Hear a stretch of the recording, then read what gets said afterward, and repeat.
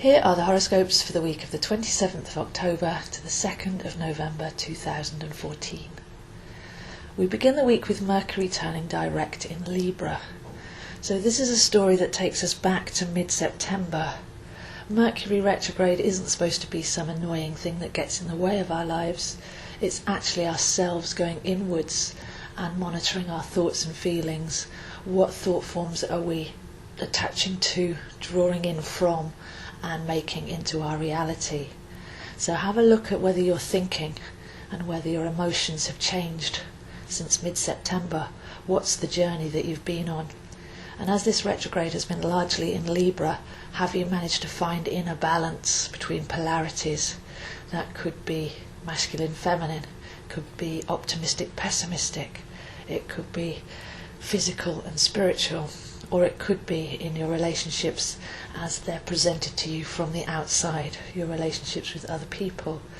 So we've got Mercury turning direct now. We should be older and wiser.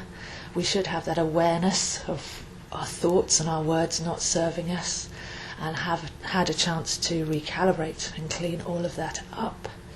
So it's good news, Mercury going forwards. What have we learnt? Where are we going to take our thoughts now? What are we going to create from this higher space? Also this week we have Mars going into Capricorn. And this is an unstoppable force. Capricorn is the harshest sign of the zodiac because in the northern climes it's the coldest month of the year. The food's been eaten at the winter solstice, and now we have the winter, the restriction, the harshness to go through as the sun is reborn. The mountain of Capricorn is the sun's climb up that mountain from the winter solstice to the summer solstice, and that requires perseverance and self-sustenance. So when Mars goes into the sign of Capricorn, we can see that where we take our soul force energy and direct it needs to have a mission, it needs to have a higher goal. So this Mercury retrograde, plus a number of other things that have happened recently, have actually shown us what we care about, what we want to put our energy into, and where we're heading. It's given us future goals, but with soulful, meaningful motivation behind it. So Mars is where we take our soul force energy and direct it, and this is showing us that we need to have that purpose. We need to be building on a strong base and have somewhere that we really want to get to that's meaningful and sustaining and will last. So this is going to be for a few weeks. Mars in Capricorn, showing us where we can take our life force energy and put it towards something meaningful and lasting. As we come to Thursday, Friday, we're heading towards Samhain. This is the new year. We are born, conceived into the dark before born into the light at the winter solstice. So many global cultures celebrate their new year at this time. But the big thing about new year is to sum up the old year first, to release with gratitude, to make atonement, and to not carry forward any resentment or friction or shame or fear, that we've learnt our lessons from and can go. So Thursday is a time to face our demons. Thursday is a time to go in deep and to let go of anything that's dragging us down, with awareness, with gratitude for everything has served us. Then when we get to Friday, we have Halloween, or Samhain as it's called in the old ways, and this is a wonderful celebration to honour the ancestors.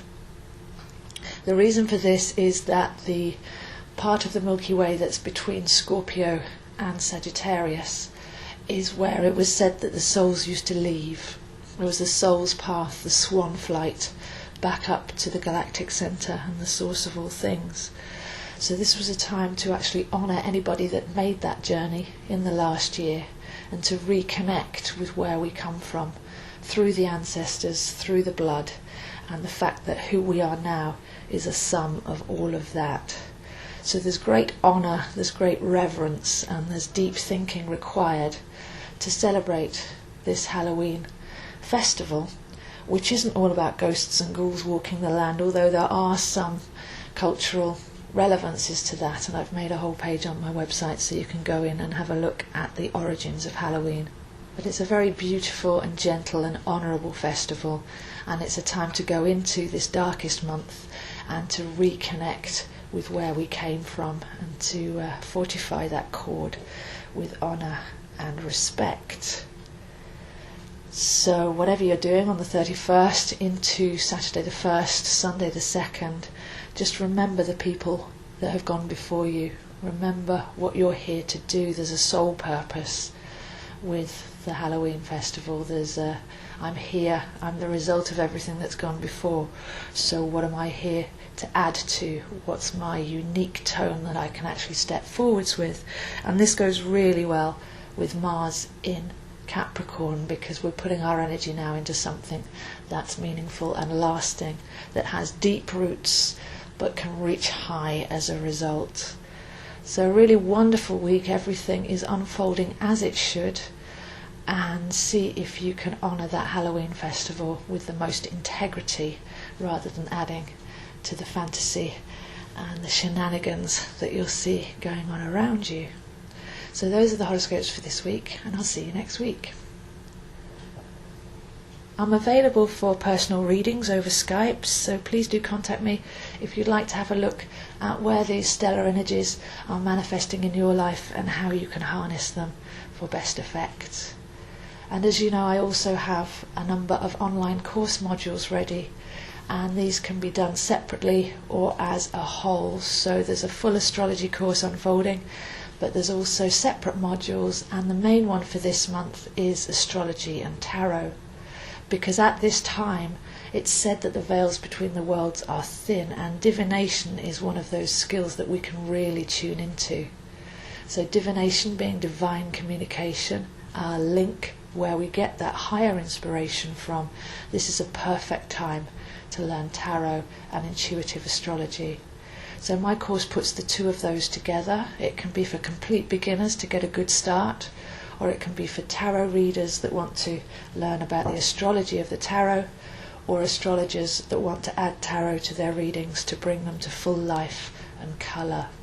So for a reading or for any of those modules, please do contact me, zoehines7@gmail.com.